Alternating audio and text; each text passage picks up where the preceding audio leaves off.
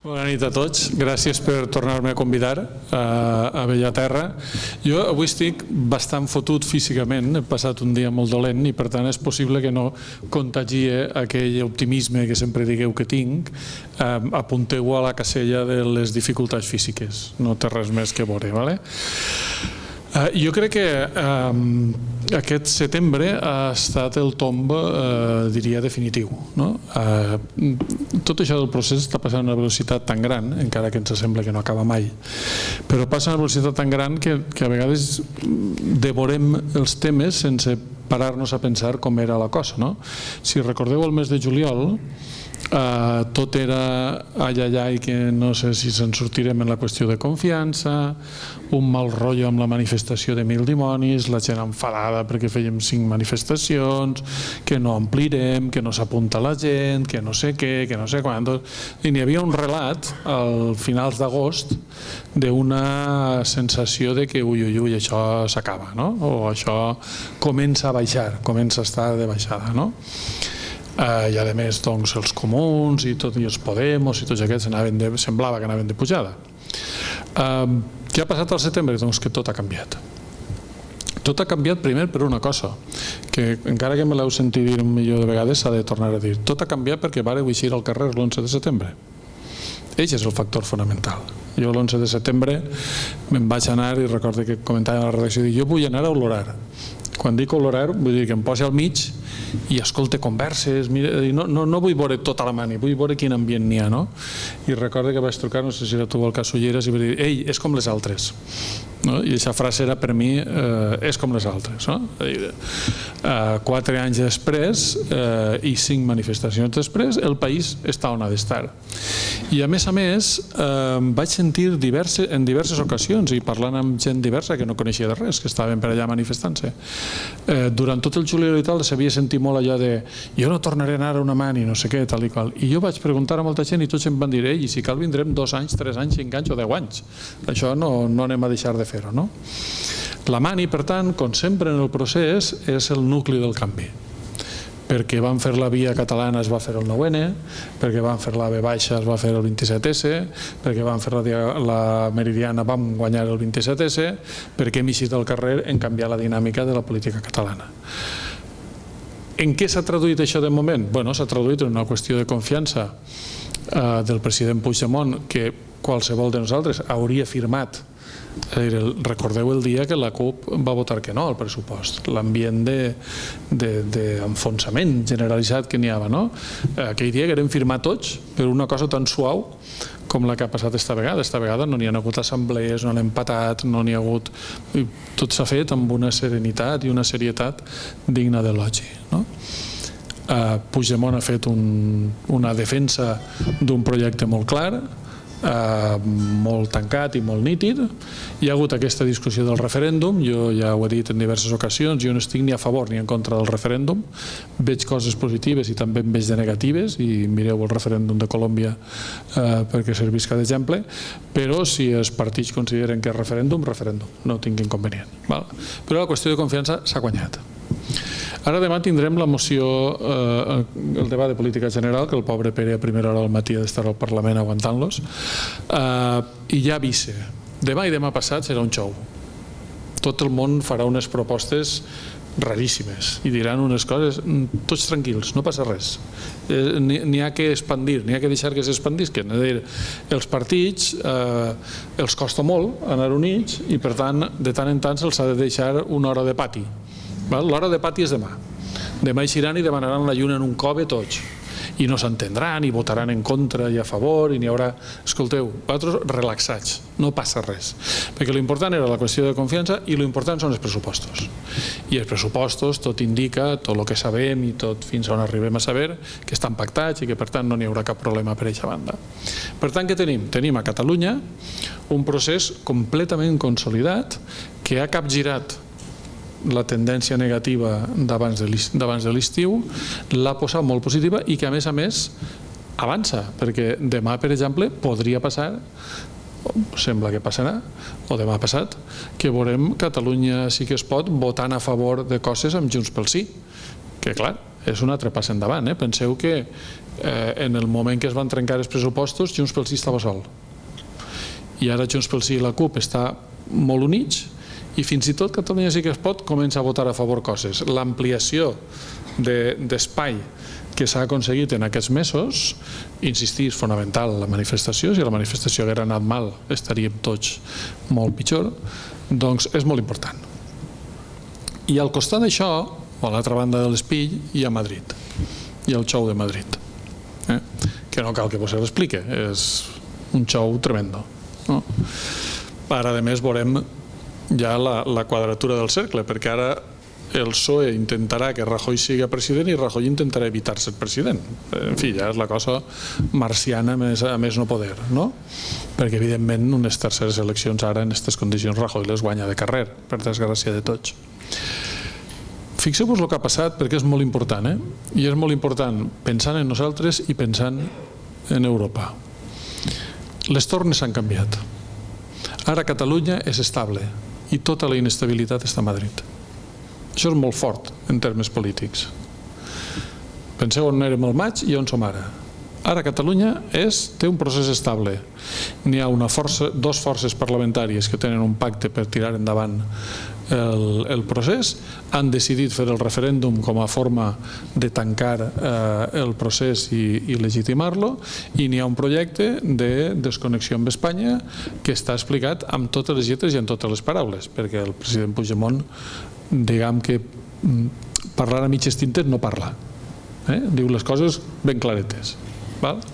I a l'altra banda tenim un PSOE destruït, un Podemos que ha tingut molts problemes, les eleccions gallegues i basques han sigut un gran fracàs de Podemos, un PP en creixement, que ja té nassos el tema, o sigui, el partit més corrupte de la galàxia, en fi, a punt de guanyar les eleccions amb majoria absoluta, uns ciutadans enfonsats, un deute grimpant, un tot. Per tant, la foto és molt important.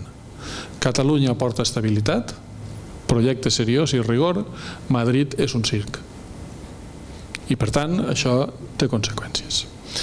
Del discurs de Puigdemont de l'altre dia jo vaig ressaltar un detall i insistiré sobre ell, que crec que és molt important.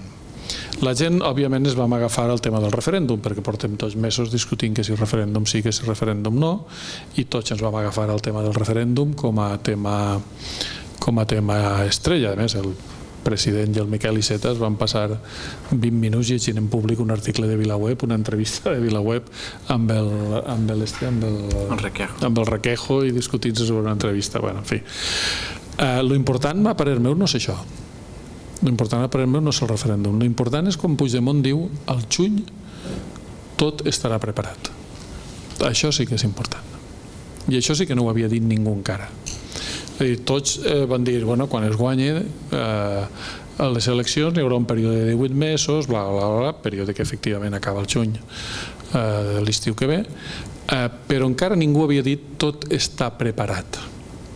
I tot està preparat vol dir coses que el govern no pot explicar excessivament, però que tots ens podem imaginar. Hem de saber on imprimim passaports, hem de saber com es posen els Mossos a la frontera amb Andorra, hem de saber com controlem l'energia, hem de saber com fem circular els trens fora de l'autoritat espanyola, hem de saber com obliguem els bancs a pagar al govern legítim del país, hem d'enviar cartes a tots els governs del món explicant-los que ens hem convertit en un estat. Hem de. La llista és molt gran, Si llegiu el llibre blanc de la transició nacional us podeu fer una petita idea de quina llista és aquesta. I quan el president Puigdemont diu tindrem tots els papers fets, que vol dir lleis, decrets, ordres, etc., i tindrem tots els mitjans materials, aquesta és la notícia rellevant. Al juny estarà tot preparat. Com ho faran? Jo crec que aquí volgudament s'ha donat un cert marge d'incertesa, perquè també no li anem a explicar a Espanya tot. També seria una mica ridícul, no? Ja sabem què passarà al juny, ja sabem que molt probablement hi haurà un referèndum al setembre, com, de quina manera, de quina forma, se sap que n'hi ha l'aprovació de les lleis de transitorietat jurídica i les altres lleis que tenen que veure amb això, però n'hi ha un punt que serà també la reacció a l'Estat. L'Estat també juga Jo crec que l'Estat està molt afeblit, no només per lo que he dit abans, té un afebliment molt important també. Rajoy havia posat tots els sous al cistell del Tribunal Constitucional agredint sistemàticament i el Tribunal Constitucional no ho veu clar. Fins i tot n'hi ha una fractura en aquest moment dins del poder espanyol d'un Tribunal Constitucional que fins i tot ells se n'adonen que això que vol Rajoy és molt bèstia. I per tant Rajoy ara té una capacitat de maniobra molt petita, serà president en una situació molt complicada, en la millor de les situacions amb una minoria depenent o bé d'un renegatge del PSOE o bé del PSOE sencer, i per tant diguem que tot el que abans de l'estiu alguns podien pensar ai, ara ha canviat la truita per complet. En aquests mesos el que s'ha de fer sobretot és completar aquesta feina, n'hi ha molta feina, de veritat, n'hi ha molta feina, completar tots els treballs que són necessaris per a que el juny, quan efectivament es proclami la independència en la forma que es consideri la correcta, a l'endemà el país sigui independent, perquè això sí que no ens ho podem permetre. No ens podem permetre demà proclamar la independència i que després demà n'hi hagi un cotxe de la Guàrdia Civil patrullant pel carrer. I per tant hem d'haver uns protocols, han d'haver uns treballs fets, ha d'haver unes substitucions, ha d'haver tota una feina preparada, els consellers han de ser ministres, el no sé qui ha de fer no sé què, s'han d'obrir ambaixades, han de repartir documents, tot això s'ha de fer, i per tant això és el que és molt important. En aquest sentit la tardor serà decisiva, jo crec, també perquè en el moment en què, és a dir, ara tot això que he explicat té dos punts d'una petita incògnita encara. Un, i jo l'entenc, encara n'hi ha gent que diu però la CUP en l'últim moment no votarà el pressupost. Bueno, a veure, la CUP és molt especial, però jo crec que en aquests moments jo posaria la mà al foc al 100% perquè n'hi haurà un acord de pressupost entre la CUP i Junts pel Sí, que no és que la CUP hagi de votar el pressupost, que Junts pel Sí i la CUP s'han de posar d'acord en un pressupost i jo gairebé que posaria la mà al foc perquè això serà real. I després s'haurà de veure com es soluciona la crisi espanyola, si se soluciona anant a terceres eleccions o si se soluciona, diguem, investint Rajoy en les pròximes 3 setmanes, que és el marge que tenen. Però un cop arreglat això, que és la tardor decisiva, l'1 de gener anem a barracar. I a partir de l'1 de gener s'obre aquest procés en el qual nosaltres ja anem directes cap a la independència, cap a la proclamació de la independència, i per tant tots tenim responsabilitats. El govern té la responsabilitat màxima, però nosaltres els ciutadans també tenim una responsabilitat que no podem oblidar. No em preocupa, perquè jo era dels que deia no passa res, l'11 de setembre s'omplirà, perquè la gent, això que dius tu de que vaig pel país, escolta, jo la gent la veig, la gent està, no? I a més algunes de les manies que tenim, per exemple una mania típica d'actes de l'ANC és aquesta, tots tenim més de 50 anys. Bueno, sí, però aneu a la mani, veureu on estan els joves, no? Cadascú fa la feina que l'ha de fer i en el lloc que l'ha de fer. No ens preocupem, no ens posem nerviosos, perquè jo crec que ara els nervis els hem traslladat a ells i ara és el moment de la calma, de donar els passos ben donats i sobretot d'assegurar el pas final, que és el que en principi passarà entre juny i setembre, si les circumstàncies polítiques no obliguen a canviar el pla. Molt bé, com deia, iniciem ara una mica de torn. Jo, si em permeteu l'avantatge de tenir el micro i de fer una primera pregunta a en Vicent, ho aprofito. I és de tot això que has explicat, hi ha un altre element que en algun moment l'apuntaves, però quin paper jugarà durant aquest període o què esperes que passi amb la comunitat internacional?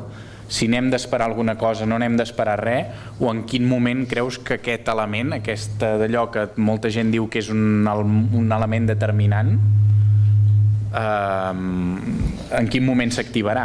Això hem d'esperar alguna cosa en aquesta tardor, més endavant, el fet d'haver posat data en el referèndum i haver ja marcat un d'això influeix en el...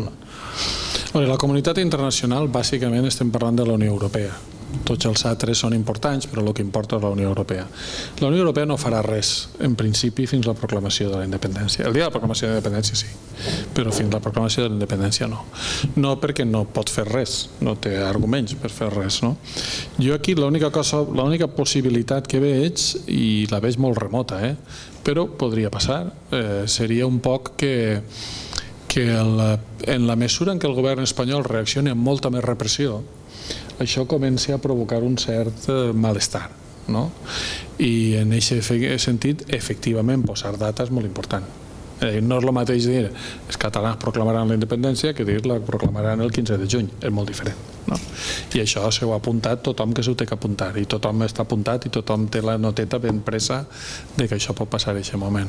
Comencen a haver diguem, reflexions periodístiques.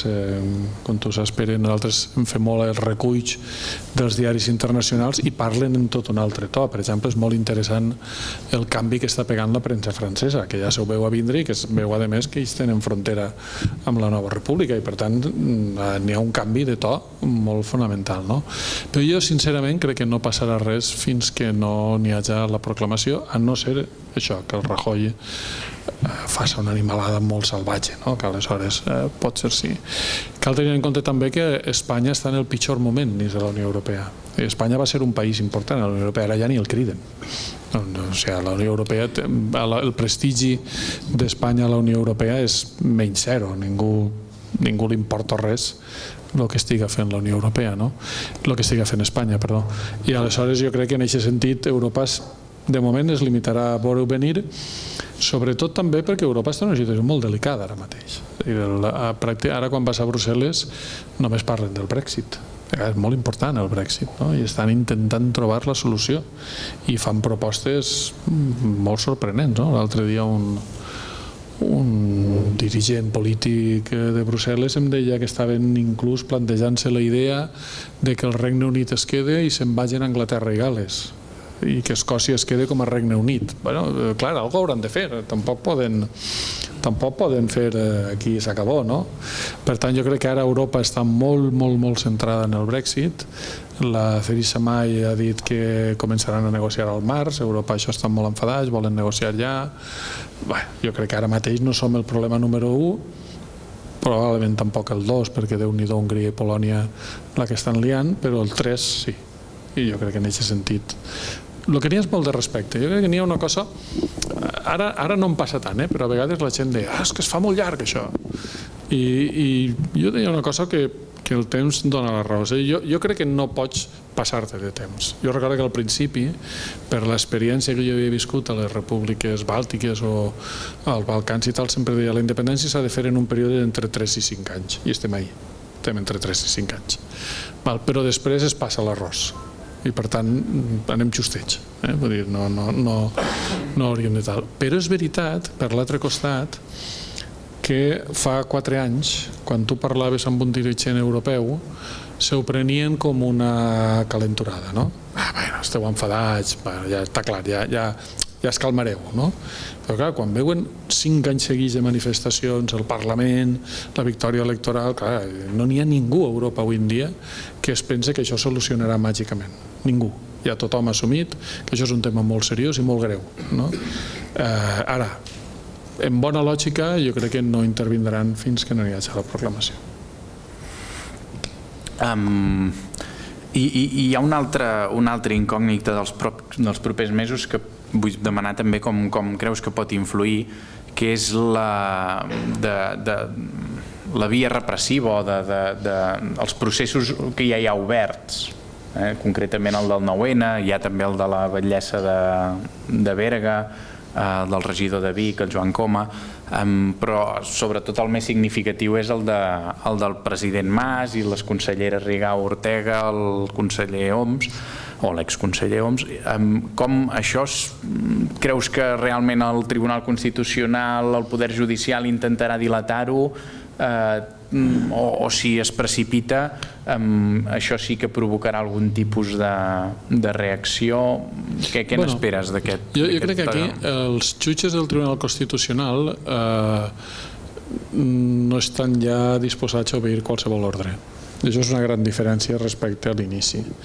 No estan ja disposats a obeir qualsevol ordre perquè són conscients de que els estan fent jugar un cop d'estat, que això algun dia es pot girar en contra d'ells personalment inclús, i per tant s'ha vist molt clarament que no s'atreveixen. Al president Mas ara li demanen 10 anys d'inhabilitació, però la idea de portar-lo a presó, que era la primera idea, ja no s'atreveixen. I això ho fan al president Mas perquè ja no és president ni té càrrec públic. Aquí el tema clau és la presidenta Forcadell ara mateix.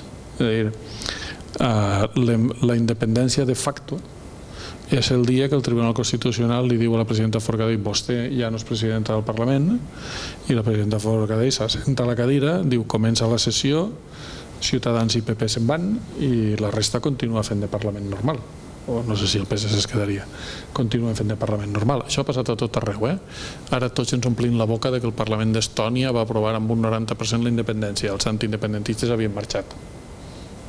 Per tant, nosaltres aprovarem la independència amb el 90%, perquè els altres marxen. Això en tots els països ha passat així i no cal fer escarafalls d'això, forma part de la normalitat.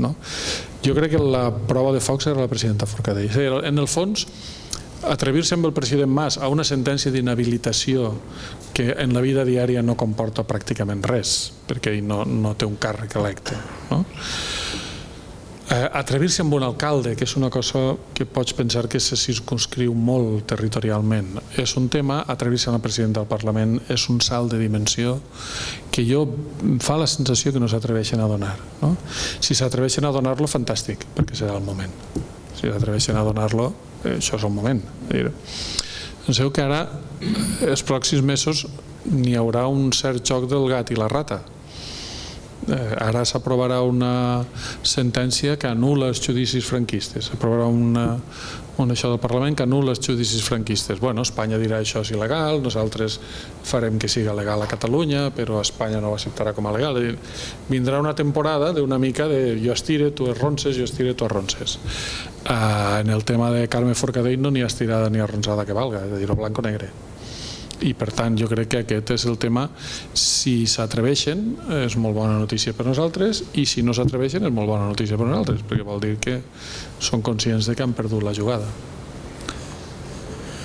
I última, ja aprofitant el micro encara, tu has viscut diversos processos d'independència, diverses proclamacions, moments d'aquests que tots ens imaginem com una mica dies màgics, dies especials. Són així aquests dies? Nosaltres viurem un dia que el recordarem sempre, o com te l'imagines, aquest moment? Això va ser el 9-N. El dia de la independència no el celebra ningú. Ja sabeu que jo ho vaig dient i m'he jugat no sé quants sopars. No el celebra ningú. La gent es queda en casa, no surt ningú amb banderes. No, això no passa. Jo no he vist que passi enlloc. En canvi, tot el món recorda aquell dia. Per exemple, als països bàltics tothom recorda la Via Bàltica, no recorda el dia de la independència. Jo crec que nosaltres, el dia que d'aquí 20 anys, quan ens diguen què recordes del procés d'independència, recordarem, és el 9-N, perquè l'energia d'aquell dia, el 9-N, ara n'hi ha gent que intenta treure l'importància. El 9-N és la pedra sobre la qual s'assenta la república, perquè és la desobediència massiva del país, i és el país assumint que el poder el tenim nosaltres. I el 9-N serà el dia que recordarem. El dia de la independència és un dia avorrit. Avorrit no ho sé, però vaja, no espereu grans holgorios el dia de la independència. Normalment jo sempre explico el dia de la independència de Letònia, que quan vaig acabar la meva feina de periodista vaig comprar una ampolla de cava georgià, que si no n'hem begut mai, no en begueu mai, perquè encara tinc ressaca d'aquell dia, i me'n vaig anar a la plaça on feien les manis, i plovia i estava jo sol, no hi havia ningú. Em vaig haver de dedicar a buscar independentistes coneguts i amics i dir, ei, però que no celebreu res, i no, demà n'hi ha feina, ostres, és que clar, ara això hem de treballar molt, ara celebrar-ho no, perquè el dia de la independència, el dia que quedarà en les nostres memòries, que ens emocionarà sempre, que ens posarà la pell de gallina, que ens humitejarà els ulls, és el 9-N. Tots, fins i tot el referèndum que farem ara, si l'acabem fent, no tindrà el mateix sabor. El 9-N, no sé si m'enganyi, si a algú no li passa això, però el 9-N tots tenim un moment que ens fa plorar d'emoció. I això és impagable. Això és un privilegi haver viscut això, i això jo crec que és el que quedarà en la memòria. Potser el referèndum també, si l'acabem fent, més que res que jo el 9-N tenia febre i el record que en tinc era d'allò i ara m'has deixat amb la... Jo esperava que hi hauria un dia... Si et poses així muntarem un xou. Bueno, el que recordo... D'acord, va, ho demano, ara formalment. Feu-me senyals per demanar paraules i comencem el d'això. I, bueno, he vist aquí un senyor, aquí i després aquí. Digueu aquí el nom com a mínim per poder respondre... Hola, soc l'Ernest. Jo voldria fer una pregunta i una qüestió. I la pregunta és, més o menys, sabeu què farà l'estat espanyol? Més o menys. Jo crec que intentaran la via que estan seguint ara, que és fer servir els tribunals per aturar això, i quan vegen que no poden fer servir els tribunals o que el servir els tribunals no funciona, jo descarte completament la hipòtesi d'una acció militar, per un motiu, perquè no tenen exèrcit. No tenen forces militars. Quan es va acabar la mili obligatòria van perdre la possibilitat de fer servir l'exèrcit com a policia. Ara tenen mobilitzables de forma immediata unes 20.000 persones i mobilitzables a la llarga unes 60.000 persones. Amb això no ocupes ni Barcelona. És a dir, per tant, un intent militar seria un fracàs. A part de que Europa no voldria, tot això és un altre tema. Però jo em quedé més tranquil pensant que no tenen exèrcit. Per tant, no podran fer gran cosa, ho faran com en Cuba. Sembla que 13 anys després de la independència de Cuba, Espanya li va oferir un estatut d'autonomia a Cuba. Aquesta gent són així. Que encara riuen, no? Però van fer l'oferta formal, no estic fent broma. O sigui, 13 anys després de la independència de Cuba, el Parlament espanyol va oferir a Cuba un estatut d'autonomia, i Cuba es va quedar mirant-lo i va dir, bueno, vale. Jo no veig que siguin... Espanya només té una manera de frenar el procés, que és convocar el referèndum i que guanyi el no. No en té cap altra. Tot l'altre perd. Vale.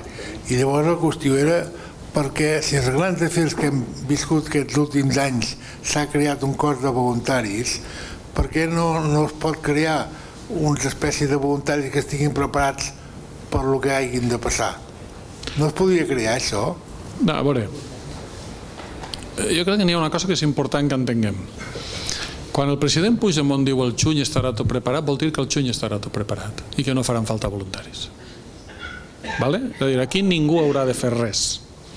Un altre tema és que és camp de manifestació o fem jo que sé què. Això és una altra qüestió. Però quan el president Puigdemont està dient al juny estarà tot preparat, vol dir que tot el que necessitem estarà preparat perquè siga fet sense necessitat de cridar a ningú. Si criden a algú, ja ho saben que no n'hi haurà problema. Serem gernació, els voluntaris. Però no n'hi ha cap necessitat. El govern per ell sol és capaç de controlar la situació. Penseu que, a diferència del que passava al Bàltic o del que passava entre Txèquia i Eslovàquia o del que passava en altres processos d'independència, Catalunya ja és molt un estat. Els hospitals els controlem, les escoles les controlem, la policia la controlem. No imagineu-vos el que seria estar fent aquest procés sense Mossos d'Esquadra i amb Guàrdia Civil. Seria molt diferent, Bueno, escolta, n'hi ha molta... La major part de la vida quotidiana de la gent ja la controla la Generalitat. El que necessites és un plus, representa un tant per cent petit, no? Quan el govern ens diu això estarà preparat al juny, i jo, a més, m'han ensenyat coses en aquest sentit, diguem, més o menys, la paraula no és confidencials, però més o menys discretes, sí, estarà tot preparat al juny i no farà falta que ningú fem res. No ens cridaran a ningú a fer una cosa insòlita. Això serà molt normal i molt normal, molt tranquil. Aquí hi havia una paraula. A veure, jo volia comentar... Se'm sent, no? Cal, el micro? Sí, prou bé. No, millor, perquè si no... Està gravat. A veure, en referència a que dieu que estarà tot preparat, les persones que ens informem i sabem o volem pensar, tenim alguns indicis, l'Assemblea de Base ens ho diu, que hi ha molta gent treballant de fa molt temps, que s'estan preparant les estructures, la llei de transitorietat, clar, la gent, els indecisos, la gent del voltant és sempre el mateix. Sí, però no s'explica res. Com serà? Ja ho sabeu, el que us estic dient és, m'imagino que... Clar, jo què dic quan em trobo amb això? Els dic, s'està treballant, vull dir, s'ha de ser discret. No es pot explicar, però tranquils, confiança, s'està treballant, hi ha molta gent que està treballant des de fa temps. No sé si el que dic és correcte, si es pot dir així, si s'hauria de dir d'una altra manera. A veure, és que es pot dir, aviam, és correcte. Si és així, si és el que pensem és cert. Nosaltres, quan et sentim dir això, ara mateix ens mirem amb la fi, ostres, sí, s'està preparant i estarem preparats. És correcte dir-ho d'aquesta manera, però tampoc és cap secret explicar les coses que són necessàries fer. És a dir, l'Institut Cartogràfic de Catalunya ha de delimitar la frontera amb Espanya. Pues ja ho sabem que això s'ha de fer. Que s'està fent? Home, pues, clar que se deu estar fent, si no, què estem fent? No? Si tu vols entrar a la Unió Europea necessites un laboratori de referència animal per epidèmies no sé què, i de sobte veus que el govern ha anomenat el laboratori no sé què de Lleida, curiosament, laboratori de referència. Això és un gran puzzle, que tu has d'anar moguent les peces perquè el dia que toca encaixen totes, però de manera que l'Estat no acaba de tindre tot el dibuix sobre la taula, perquè si no, de fet va haver un problema. Problema no sé com dir-ho, però vull dir, aquella declaració del 9 de novembre de l'any passat, de Junts pel Sí i la CUP, de desobediència i no sé què i tal i qual, era molt poc necessària i l'únic que va fer mal, perquè agafant-se aquella declaració, l'Estat intenta averiguar tot el que pot i somet a pressió a la Generalitat en tot el que pot. Jo crec que insistir, és a dir, a qualsevol que te digui això, li dius, mira, a la web n'hi ha el llibre blanc de la transició nacional. Si vols saber què s'està fent en energia, ves allà i mira-ho. Si vols saber què s'està fent en relacions internacionals, ves allà i mira-ho. Si vols saber què s'està fent en transport, ves allà i mira-ho, perquè està tot explicat. Podem dir al 100% que tot això s'està fent?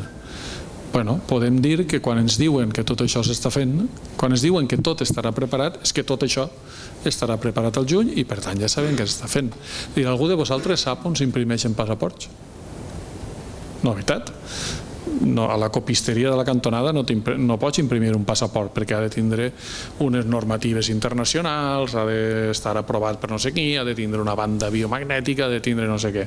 Doncs què podem més que suposar que està passant? Que algú del govern té la faena de saber el dia 1 com tenim passaports. I qui diu això diu com tenim subministrament elèctric i com fan funcionar els trens. Ja fa... Setembre del 2014 es va acabar, però ja portaven anys treballant. Setembre del 2014 es va acabar, es va presentar. Per tant, tot això està sobre la taula. Un estat necessita... Ha d'haver un protocol. Els alcaldes rebran un protocol. Escolta, si un cotxe de la Guàrdia Civil passa pel seu poble, què han de fer? N'hi haurà un protocol, que a lo millor serà, escolta, l'ha d'aturar i dir-li que no pot circular, o a lo millor serà deixar-lo passar perquè total ja s'avorriran, o a lo millor serà, si diuen no sé què no... El que s'està fent molt són protocols, decrets. Sobretot les autoritats, i les autoritats vull dir des del president de la Generalitat fins a l'últim regidor, o fins a l'últim gerent de l'última empresa pública. Les autoritats han de saber perfectament què han de fer. Ahir no es pot improvisar. Aquí ens la jugarem en 2 dies. Si nosaltres proclamem la independència i a l'endemà resulta que Espanya continua manant, hem fotut el ridícul. Per tant, a l'endemà no ens podem permetre que això passi. Com és l'única manera de que no passi? Doncs perquè en el minut que toque, tots els regidors de Catalunya reben un no sé què, tots els policies municipals reben un no sé què, tots els directius de les empreses públiques i reben uns protocols d'actuació. Escolta, a partir de demà això es fa d'aquesta manera. I a partir d'ahir, el típic debat sempre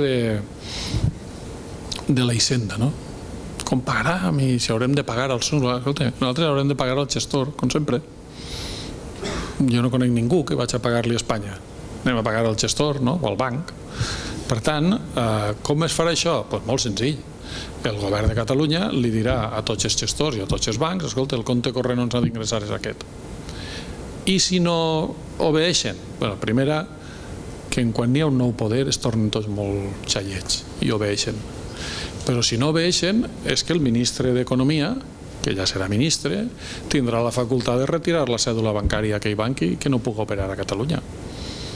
i veuràs tu que ràpid es quadren. És que clar, fem broma, però dir, escolta, el primer dia en directe per TV3 s'haurà de fer un cop de força i aleshores n'hi haurà tota una sèrie de gent que de sobte entendran que el poder ha canviat de mans, i quan entenguin que el poder ha canviat de mans la gent no és tan suïcida tampoc, sobretot perquè jo crec que a Catalunya n'hi ha una cosa que hem de començar a dir amb molta claretat. La gent que està contra la independència està sent molt democràtica, molt respectuosa, i nosaltres ho hem d'agrair molt. I tu imagineu qualsevol de vosaltres que un dia enxufeu TV3 i apareix una cadena humana des del Voló a Vinaròs amb 2 milions de persones brandant banderes espanyoles. Què us tocaria? Això és el que estan pesquent ells i no fan res per evitar-ho. Accepten que n'hi ha un procés democràtic i accepten que tot això s'ha de fer bé. Jo crec que en aquest sentit l'actuació de la població no independentista és exemplar, està sent exemplar. És una cosa que desespera molt a Espanya, perquè ells han posat molts diners a fer que la gent provoqui problemes i no troben la manera de que la gent provoqui problemes. Per què? Perquè som una societat molt madura i la gent que està contra la independència, primera, que veu efectivament que el que està fent el govern de Madrid va en contra de tots, siguin independentistes o no, però segona, ho accepta com un debat democràtic i ahir no n'hi ha hagut. Jo crec que en això està sent modèlic. Per tant, la fase de transició és que serà molt suau, perquè no serà cap gran drama, no n'hi haurà cap cosa espectacular el dia de la proclamació de la independència. El més espectacular serà que arribarem la bandera espanyola de tots els llocs. Això tampoc és que sigui una cosa massa espectacular, perquè mig país ja no la té. Per tant, jo crec que tot serà molt més suau i molt més senzill. Sí, bona nit. El meu nom és Jordi Tardós. Volia preguntar si teniu informació, Vicent, d'un tema que ens sembla que a tots ens amoïna. Sabem que actualment és Espanya qui recauda, sabem que la Generalitat Catalunya està escanyada i la pregunta va, evidentment, d'economia, va de quartos, perquè, esclar, el dia que siguem independents, a final de mes els funcionaris voldran cobrar. Teniu alguna d'informació si això pot estar arreglat o hi ha algun acord amb algú? El tema calés és sempre, sobretot per catalans, és un tema important. De nou estem jugant al gos i la rata. Jo ara diré una cosa que tots interpretareu. A veure, primer tema, com he dit abans, això no representarà un problema major, perquè simplement es passarà de cobrar d'una banda a una altra. Que tots els agents econòmics del país es posen d'acord per sabotejar la independència em sembla impossible, perquè són gent que veu perfectament el pati. Qui s'atrevirà a dir jo ara vaig en contra de la població? No és tan fàcil això, sobretot quan tens un negoci i quan algú altre te'l pot robar molt ràpidament si t'equivoques en una decisió d'aquest calat. Per tant, per ahir no veig un gran problema jo en el tema de la recaudació de lo que seria la Hisenda. N'hi ha hagut un problema amb els pressupostos. De tot això que ha d'estar preparat, n'hi ha una part que reclama molts diners, que és el software de la Hisenda pròpia.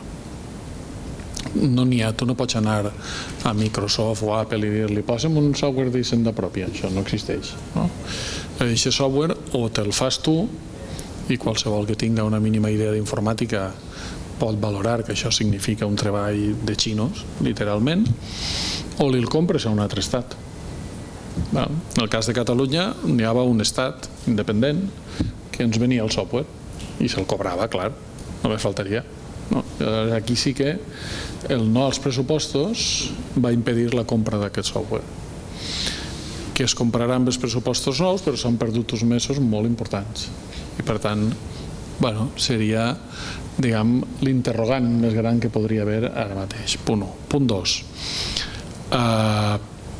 Tampoc descobriré la lluna i no cal ser massa experts en el món com per saber que en aquests moments n'hi ha països asiàtics, etcètera, que tenen un excés de diner brutal i que són grans prestamistes. i que no miren pèl, no tenen problemes. Aquesta tesi espanyola de que tots estan en contra vostre, això no existeix. No passa mai, no n'hi ha mai res que susciti unanimitat. L'ONU, a mi sempre m'ha d'explicar una cosa, en l'Organització de Nacions Unides mai n'hi ha hagut una votació que tots han votat el mateix, mai. Per tant, tampoc passarà ara. Que algun d'aquests països puga facilitar una transició moderada prestant uns diners que després es cobrarà de forma de negoci, doncs és molt fàcil, és molt lògic pensar que serà així. Però més enllà de tot això penseu una altra cosa. Jo no he vist mai una independència tan preparada com la nostra. Nosaltres ho tenim tot mirat fins a l'últim forat. És una cosa gairebé fastigosa, no? Semblem uns repel·lenys, no? Tenim tot estudiat i tot mirat i tot tal, no? Deixa'm apuntar que ja que has mencionat Letònia, es veu que amb els 20 anys que són independents han pujat una bestiesa, com gairebé un 70% amb el seu PIB. Sí, clar, una bestiesa. Això per supost. Però a mi, per exemple, m'agrada sempre explicar una anècdota divertida per relaxar, no sé si la vaig explicar ja l'altra vegada, que és quan la independència d'Eslovènia, el dia que es proclamava la independència d'Eslovènia, Bueno, va haver una guerra de 5 hores, però bueno, tampoc. Però el dia que es proclamava la independència, que ja s'havia derrotat a l'exèrcit iugoslau, arriba al Parlament eslové i alguns diputats que jo coneixia de temps enrere, especialment un el veig que posava molt mala cara. I clar, em vaig preocupar, vaig pensar ara què deu estar passant, no? I al final no volia explicar-me-ho i de sobte em diu, és que no tenim bandera. Dic, què vols dir que no teniu bandera? Diu, no tenim bandera. Diu, ningú ha pensat quina bandera hem de tenir. Perquè clar, la bandera de la Eslovènia iugoslava, que era una bandera roja, allò no servia. I la bandera tradicional eslovena era la mateixa que la de Sèrbia, per la mateixa raó que la bandera d'Aragó és la mateixa que la de Catalunya, i per tant tampoc servia. Què van fer? Doncs en la mateixa sessió la van dibuixar. Es van reunir 5 tios, la van dibuixar, va quedar bastant bé.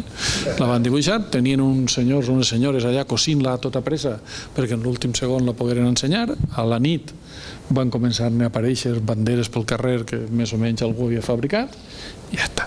No tenien ni la bandera preparada, no? A vegades nosaltres ens obsessionem massa en que si falla alguna cosa, escolta, si falla alguna cosa fallarà 3 mesos o 5 mesos o un any, que no ho aguantarem això després de tot el que hem aguantat.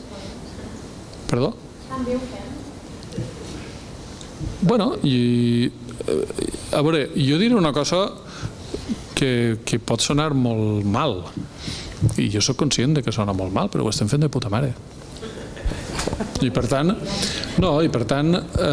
jo sempre ho dic, escolta, jo ara això no ho puc dir massa en públic perquè sembla pretensiós, perquè sembla dalt. Però estem fent un procés no modèlic, perquè Déu-n'hi-do els líos que ens organitzem nosaltres mateixos. Però quan acabi tot això, quan fem un llibre que siga com hem guanyat la independència, escolta, és de 10, el que estem fent, és de 10. I malgrat tot, és de 10. I per tant, jo a vegades crec som una mica tribuneros d'aquests del Barça, que va 6-0, minut 80, tiren un córner als altres, ai, què patirem? Anem a patir, que marquen gol, home, i que disfruten. Som una mica, el Guardiola ens va curar, però una mica n'hi ha aquesta mentalitat tribunera de patir, ai. Escolta, poseu-vos fa 5 anys. No, poseu-vos fa 4 anys. 11 de setembre del 2012. 11 de setembre del 2012. Fa 4 anys. La primera mani aquella que vam descobrir que ja no es caminava a les manis. Fins a aquella mani caminàvem, aquella ja es va acabar això de caminar, ja no camines, que és la primera mani de l'ANC. Si recordeu, n'hi ha un moment que com que no caminàvem, agafen a la gent de l'ANC, la trauen de la mani i se l'emporten al Parlament de Catalunya perquè la presidenta del Parlament, que aleshores era la de Gispert, volia saludar els organitzadors. Llavors, quan tu entres al Parlament, al fons a mà esquerra n'hi ha el pati que està cobert amb una vidrera, una sala molt gran, molt bonica, i es posen allà al fons de Gispert i una absoluta desconeguda que es deia Carme Forcadell. A aquesta banda una colla de gent més o menys amb xaquetes i a aquesta banda una colla de gent amb samarretes. I la Forcadell, d'aquella manera que és ella, agafa el micro i diu: senyora presidenta, en nom del poble de Catalunya venim a demanar-li que iniciï la secessió d'Espanya. Allò va sonar. Mira que els diputats eren tots indepes, diguem.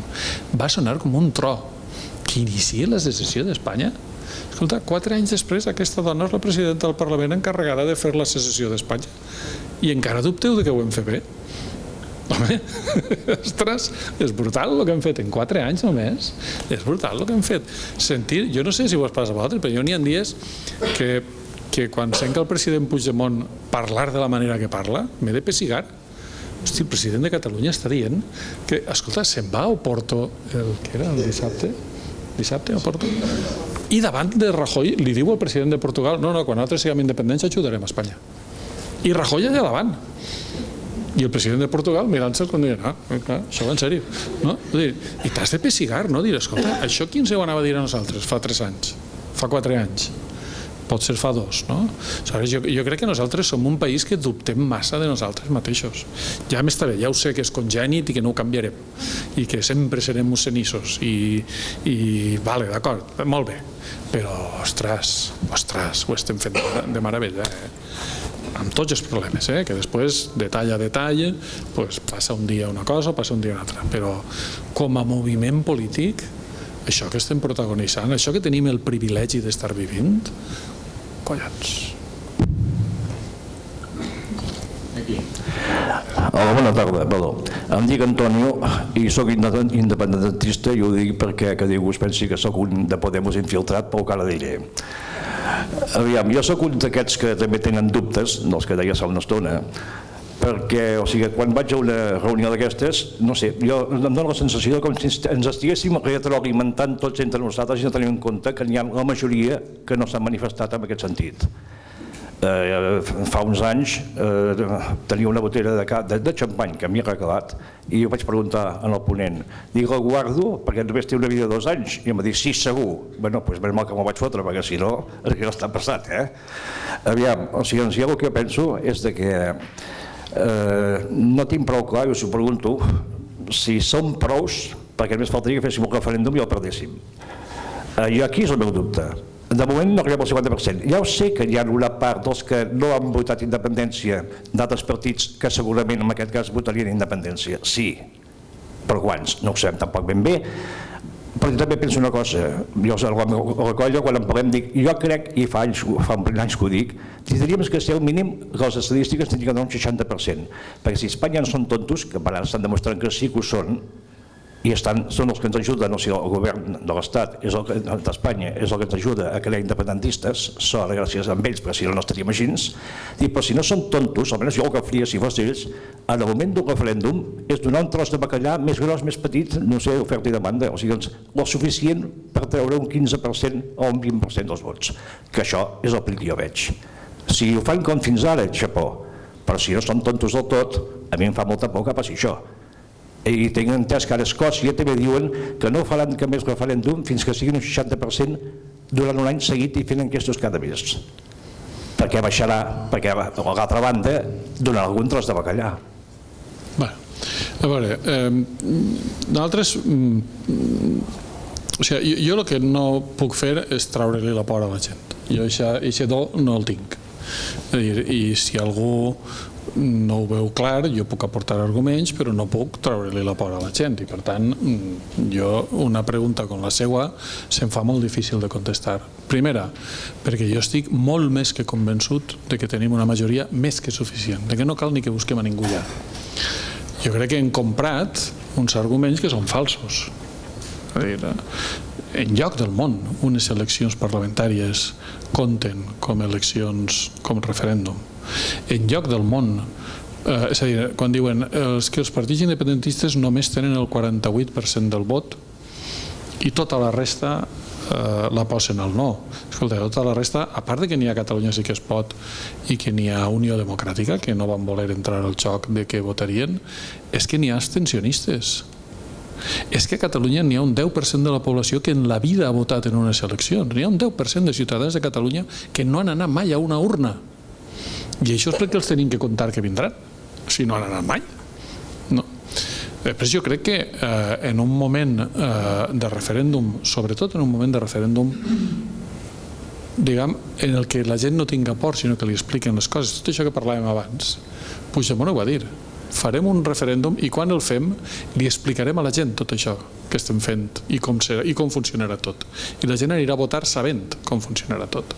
En aquestes circumstàncies jo no puc aportar més que la meva impressió. La meva impressió és que anem sobradíssims de vot. Dit això, abans he posat l'exemple de Colòmbia. El problema amb el referèndum, amb qualsevol referèndum, ara no estic parlant del referèndum estricte d'independència. El problema de qualsevol referèndum és que tu fas una pregunta i la gent contesta el que vol. Quan dic contesta el que vol, vull dir, per exemple, el referèndum de Colòmbia bàsicament s'ha perdut per 50.000 vots, després de 4 anys de negociacions dificilíssimes, acabant una guerra de gairebé 50 anys. S'ha perdut perquè n'hi havia un huracà a la costa atlàntica que ha fet que a la costa atlàntica,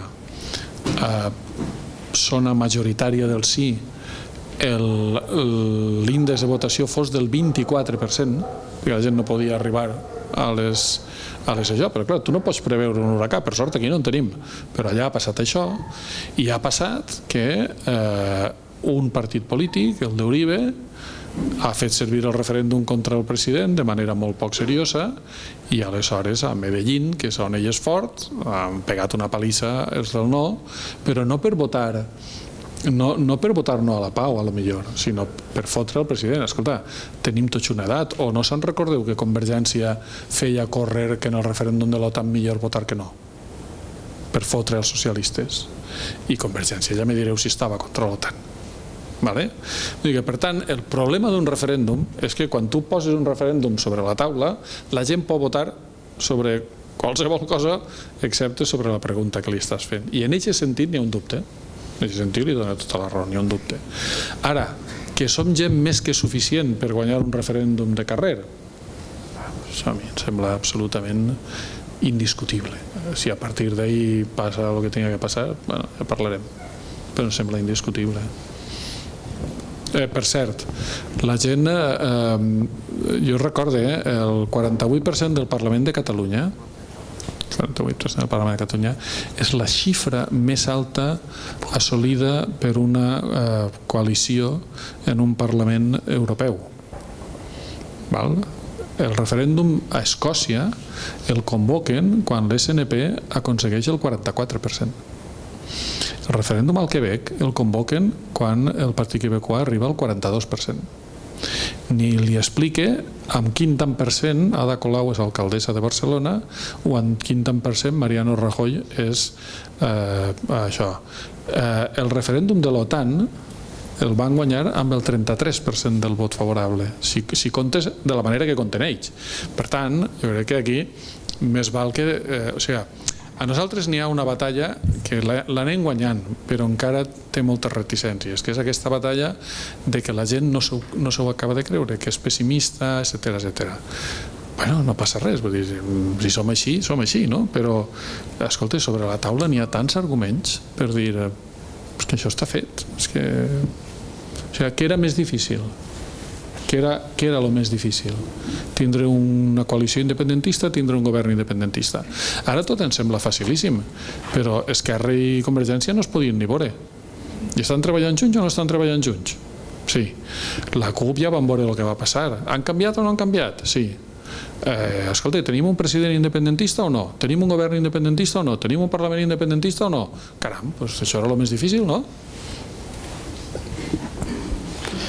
Dues preguntes. Pel preu d'una. La primera, la intenció de vot, que segurament es controla amb enquestes no publicades, com evoluciona? Jo això no me'n fia mai de cap. No? Mai. Però què diuen? No, diuen tonteries, diuen blanc i negre el mateix dia. No, jo les enquestes, primera, com s'ha demostrat en totes les eleccions, recordeu el que diuen les enquestes a peu d'urna i el que acaba passant. Les enquestes tenen un greu problema, que és que les enquestes abans eren més o menys sòlides perquè tenien una forma de rebre les... Això, el Pere va fer un article fantàstic a VilaWeb que es titulava com era allò? Perquè el busquen perquè era claríssim. Com no fer cas a les enquestes, no sé què. És a dir, les enquestes abans n'hi havia telèfons fixes, les famílies eren conegudes, se sabia que votaven, n'hi havia record de vot, n'hi havia tota una sèrie de coses que permetien que més o menys l'encertaren, més o menys. Avui en dia no n'encerten ni una. Per tant, posar-nos a especular sobre enquestes internes, escolta, avui un mitjà ha tret una enquesta interna d'Esquerra que et fa riure, quan la veus et fa riure, perquè això és impossible, això no pot passar, no? I l'altre dia un altre mitjà duia una enquesta de Convergència que no era tan surrealista, però Déu-n'hi-do lo surrealista que era.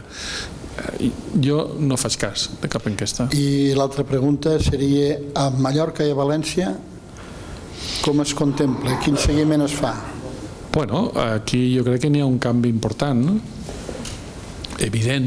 Jo m'he passat molts anys explicant por ahí que el País Valencià no era el que semblava, i ara s'ha vist, per sort, que no és el que semblava, no? Jo crec que aquí, jo aquí tinc un dubte, que l'explique, i a part del cas concret del País Valencià i de Mallorca. Els processos d'independència a Europa els hi ha de dues classes. El que jo definís com la manera occidental i la manera oriental.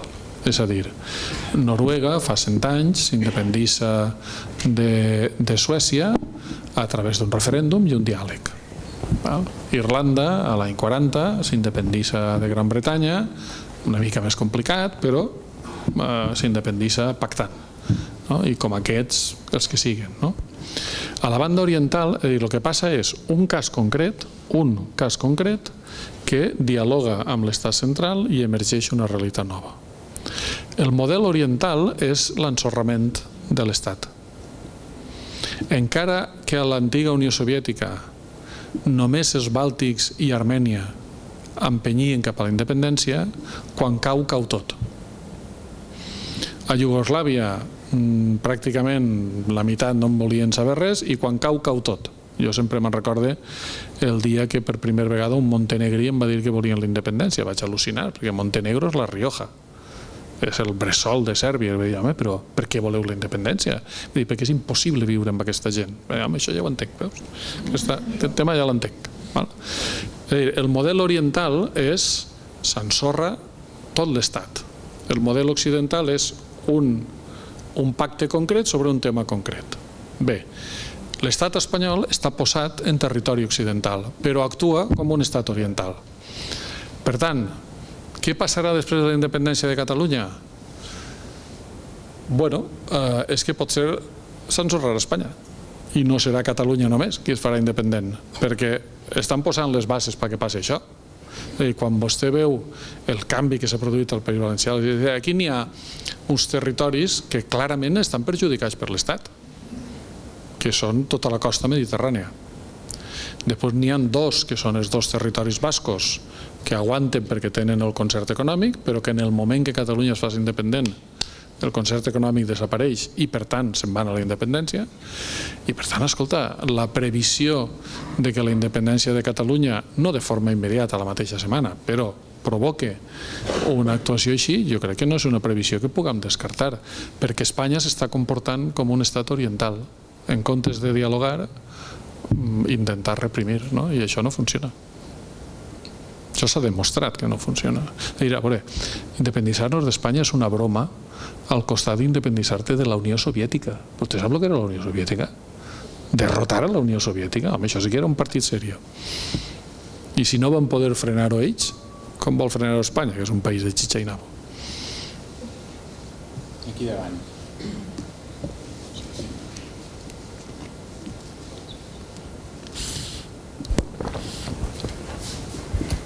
De cara al referèndum, la possibilitat de la pastanaga, que ens donguin la pastanaga, entre parèntesis, el concert econòmic, jo em penso que és inviable actualment, per la correlació de forces.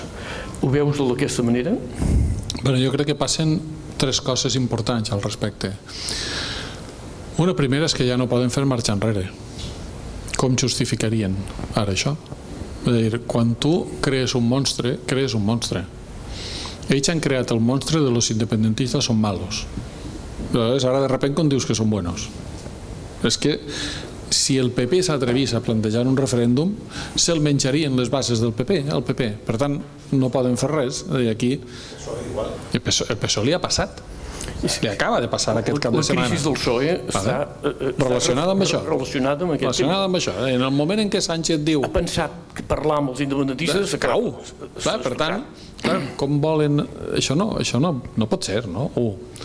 2, jo crec que n'hi ha l'altre escenari que dibuixàvem abans. És a dir, el govern espanyol sap que si accepta, si es doblega davant Catalunya, el País Valencià, el País Basc salten immediatament. I com frena l'avalanxa, no? Jo crec que això és molt clar. I 3, que al final és el que n'hi ha, no? És a dir, l'estat espanyol en aquests moments i per molts anys només té un partit, que és el PP. Tot l'altre és fantasia. És a dir, són comparses. Però el partit central a l'estat espanyol durant els pròxims 20 anys serà el PP. I la ideologia del PP és franquisme. I per tant, tu no pots fer això. És com demanar-li al PP que proclami el soviet. Doncs no ho farà. No ho farà, perquè no pot. És que li agafa un telele si ho fa. I per tant, jo crec que no n'hi ha la més mínima possibilitat que passi això. No n'hi ha la més mínima possibilitat. I dit això, si passés, em sembla que arriba tard. Perquè jo crec que el que és més impressionant d'estos 4 anys, i torne a recordar que només són 4 anys, és la desconnexió massiva que hem fet tots. O sigui, que aquí Espanya és un estat estranger, escolta, això és que ho vegem. I per tant, fins i tot si tingueren l'oportunitat de rectificar, és que estem en una altra pantalla ja. Què ens expliquen, no? De què va? No ho sé. A mi, si ara em venen i m'ofereixen com si em volen oferir que el Barça guanya la Lliga 50 anys, és igual. De què m'estan explicant a mi, no? Jo crec que el país s'ha desconnectat. I quan el país s'ha desconnectat i operacions tan acrobàtiques no es poden fer. No, això no pot passar. I sobretot si el PSOE està mort, que està mort. Si Podemos ja no dona per més del que ha donat, d'on voleu que traguen, què van a fer? Com va el Rajoy ara a dir? És que no pot, és que és impossible. Sí, bona tarda. A veure, ho heu dit i també ho crec, ens falta autoconfiança, creure'ns nosaltres mateixos. Però també hi ha un tema que crec que és important, el paper dels mitjans de comunicació en aquest moment i de cara a un futur. No els d'allà, els d'aquí. Premsa, ràdio, televisió, el que faci falta. Bueno, jo això sempre m'ho prenc amb paciència franciscana. És a dir, si fos veritat que La Vanguardia pot frenar el procés, ja l'hauria frenat. Si no l'ha frenat, deu ser que no pot. Si fos veritat que el fet de que un 70% de la població de Catalunya miren teles espanyoles i això pot frenar el procés, ja l'haurien frenat. Si no l'han frenat, serà que no poden, no? És a dir, hem arribat a un punt. O sigui, avui vosaltres penseu que algun ciutadà de Catalunya, Espanya per la desinformació és un altre tema, però penseu que n'hi ha algun ciutadà de Catalunya que es crega que això va de broma? Ni un, Ni un. Pot estar en contra, però pensar-se que això va de broma, que és una fireta, no s'ho creu ningú, ja això. Si realment pogueren aturar-ho, caram, què estan esperant? Perquè és que ja és molt, ja estem a la punta. Si pensen aturar-ho en l'últim segon, és que no funciona. Per tant, jo crec que els mitjans de comunicació són importants, ens posen molt nerviosos a ratos, però tenen la importància que tenen. I tampoc cal donar-li més de la que tenen. Jo no crec que puguem frenar en absolut això. Per una altra banda, jo crec que precisament també n'hi ha molts mitjans de comunicació que treballem a favor del procés amb molt de rigor i amb molta serietat des de fa molts anys. Això també hi compta. Però si tenen por de que La Vanguardia, el Cuní o el Grup Godó o el Planeta o tal aturen la independència, expliquem-me per què no l'han aturat ja. Perquè el normal és que l'hagueren aturat ja, que no deixaren arribar a un punt de risc tan alt. Bueno, el cas del Velo és divertit. El Pere m'apunta un cas que jo l'explique perquè Delo es diu. A Eslovènia, el diari principal d'Eslovènia es diu Delo. El Delo és com La Vanguardia. És un diari de tota la vida, molt semblant, molt en la memòria del que era La Vanguardia, perquè La Vanguardia està molt malament. Quan la independència, el Delo va estar en contra de la independència. És a dir, abans hi havia una cosa que es deia Telex, no n'hi havia fax ni internet, hi havia una cosa que es deia Telex, i els periodistes n'hi havia un costum, que era que quan anaves a una ciutat estrangera anaves al diari local i demanaves que te deixaren fer servir el Telex per enviar la crònica al teu diari. Era una tradició i ningú posava pegues, no?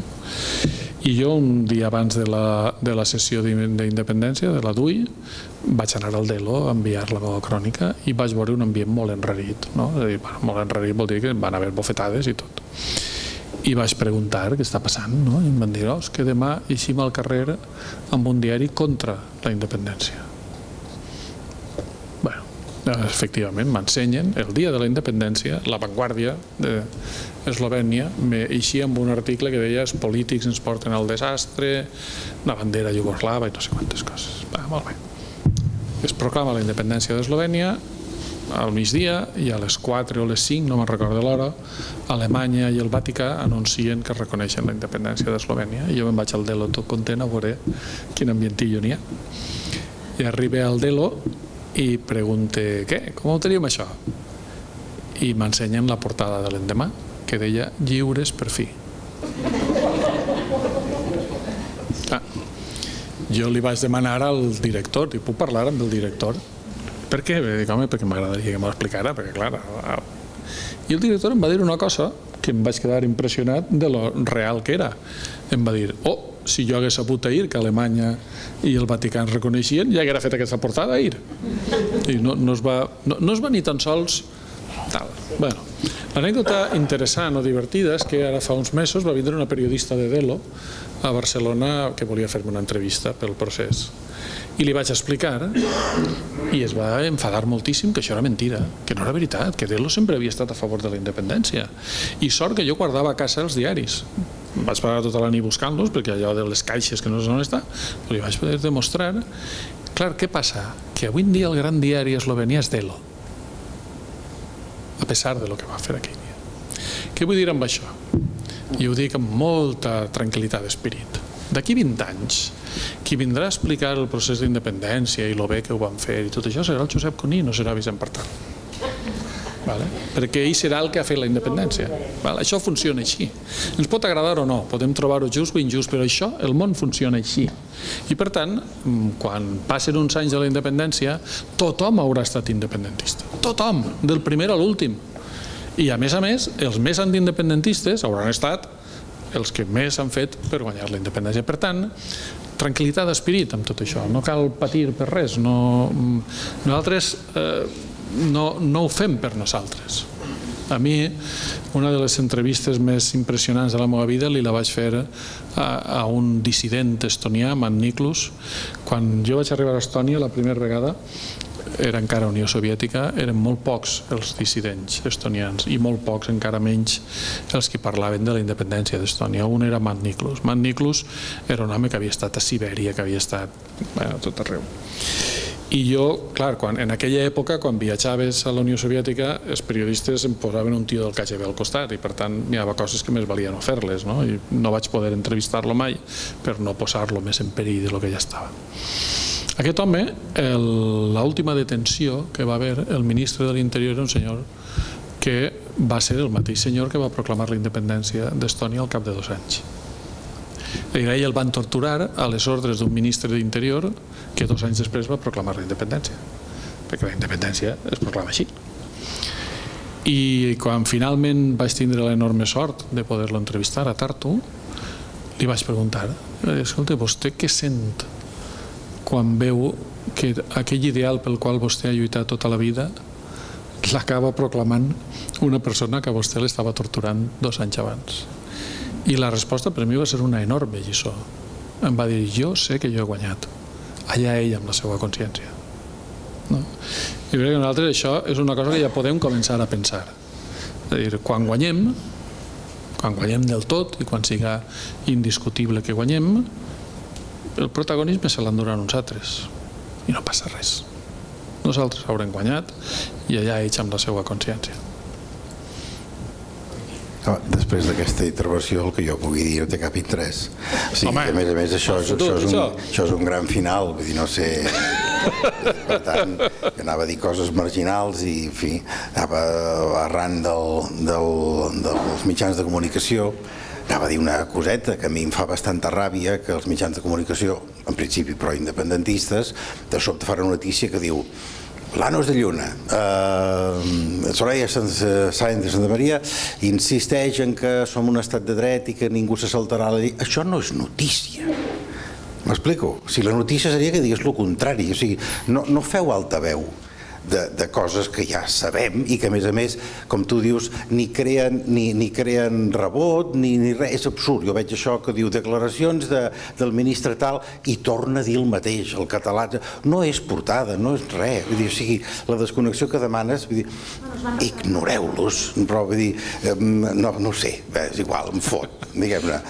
Es vol ser tan equànim i també a les tertúlies de TV3 posar sempre el que diu el contrari. Ho volem fer allò tan bé que dèiem, no? I això em porta a la petita reflexió que volia dir, que no és ni pregunta, que és que em sap greu recordar-me a mi mateix aquests anys que dius que he passat per unes muntanyes russes personals de ara sí, ara no, que m'emprenya.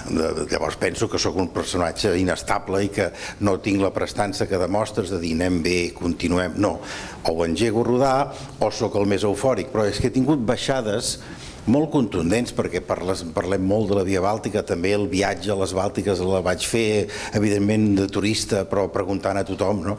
Tothom recordant-ho, i tu ho has dit, és el moment que recorden, doncs esclar, ve la Via Catalana, i una cosa més grossa que donats tots de la mà, de dalt a baix, no se m'acut, vaig dir, ja està, i l'endemà no va passar res. Esclar, aleshores, va passar el que tu has dit, etc. Però, esclar, sembla que m'alineo amb els de la pressa. Sí, m'he alineat amb els de la pressa durant molts anys i molta gent m'està dient que no, que això és molt difícil, però, esclar, penso, per altra banda, que els hem deixat que es reorganitzin, els hem deixat que elaborin un discurs, els hem deixat, no sé si m'explico, vull dir, tanta perfecció, tant detall, tant llibre blanc,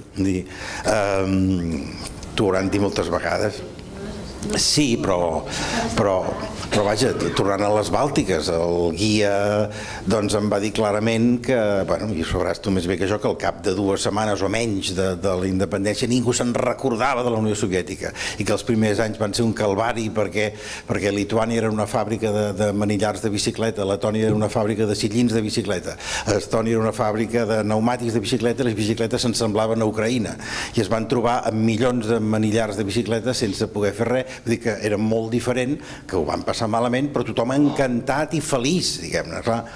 La felicitat que ell demanava, el presentador demanava de dir aquell moment de felicitat. Clar, jo ja l'he esgarrapat diverses vegades i no ha acabat de ser. Jo sóc dels que he dit, l'any que ve no vindré i els que hi acabaré anant i els anys que calguin, però m'emprenya la muntanya russa a la que estic sotmès. Vull dir, no, i a partir d'aquí no és cap pregunta, és una reflexió i ja està. No, participant de la reflexió, és que la vida és això, vull dir, no, home, és veritat, vull dir, jo soc de l'opinió que nosaltres ho volem fer massa perfecte, soc de l'opinió que ho volem fer massa perfecte, però un cop estem posats aquí, doncs estem posats aquí, no? I jo crec que aquesta sensació de muntanya russa és una sensació normal en tota la gent. Jo ara explicaré un scoop, tu no el sents, Jo fa temps que he començat a escriure el llibre que vull que siga la narració de com hem fet la independència. Ja tinc alguns capítols fets, no? I per tant ja he fet un cert exercici de mirar-ho amb perspectiva, no? I en perspectiva la muntanya russa s'esborra molt ràpid. Qui se'n recordarà quan hàgim construït la república, qui se'n recordarà que un dia el Junqueras li va dir cul d'olla al Mas i el Mas li va dir i tu eres gordo. Ningú se'n recordarà d'això. La història del dia a dia tots la vivim amb una enorme passió i és molt positiu. En el fons el teu la teva pujada i baixada és el símptoma de que t'estimes aquest país. Sí, podies no estimar-te'l i podia tindre't igual. Quan tens pujades i baixades, en el fons estàs en un procés d'enamorament, és molt semblant. En l'enamorament t'enfades un dia i sembla que s'acaba el món i l'endemà eres l'home més feliç del planeta, no? Això, el món funciona així. Nosaltres també jo crec que això ho hem d'acceptar una mica. Que podíem haver tirat una mica més pel dret i tal? Sí, jo crec que sí. Jo crec, per exemple, després del 9-N es va perdre un any d'una forma bastant estúpida. Crec que ens podíem haver estalviat aquest episodi dels pressupostos últim, no? Crec que n'hi ha detallets d'aquests que...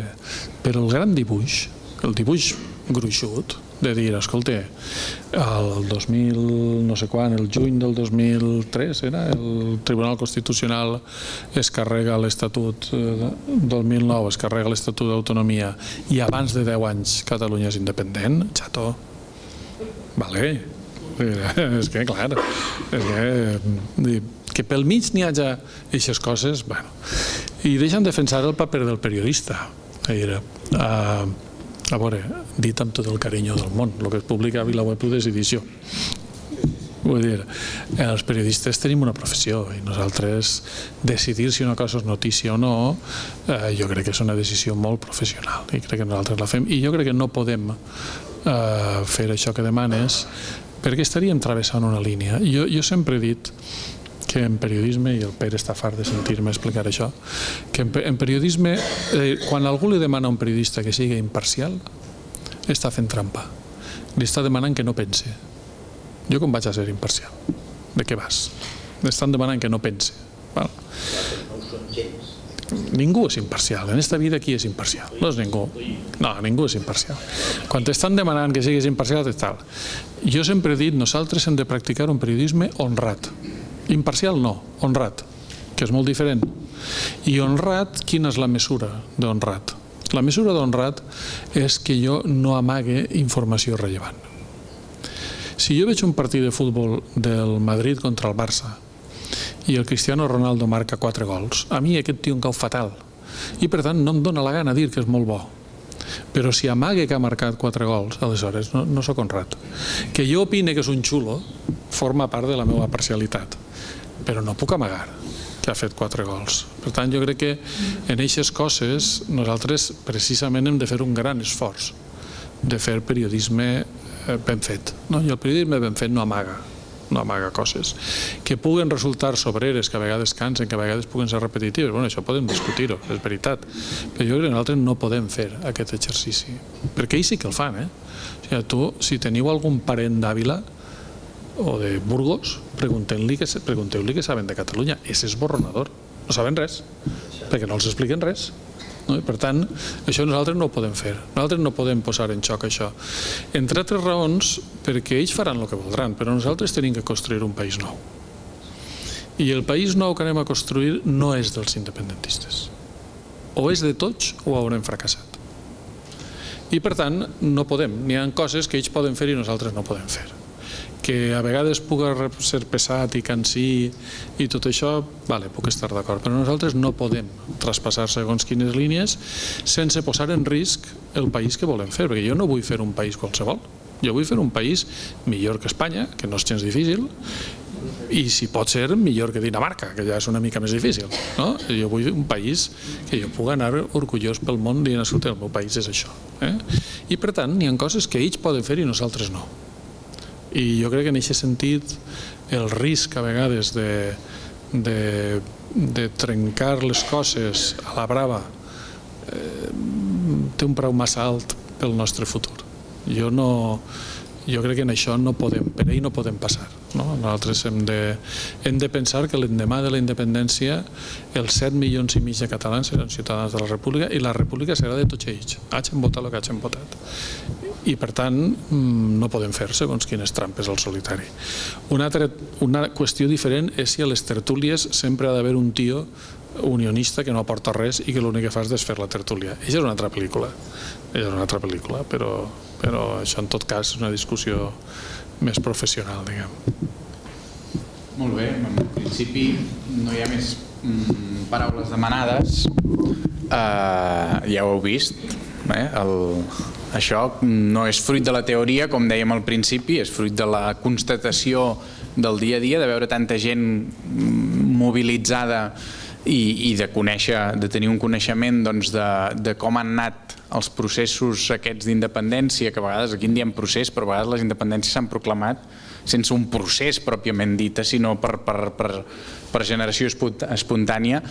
Podríem estar molta estona parlant d'aquesta qüestió de les com es diu això, de les muntanyes russes. Permeteu-me que jo he estat escoltant tota l'estona i tenia ganes de dir una cosa que a més el Vicent segur que hi està d'acord perquè és un amant del jazz.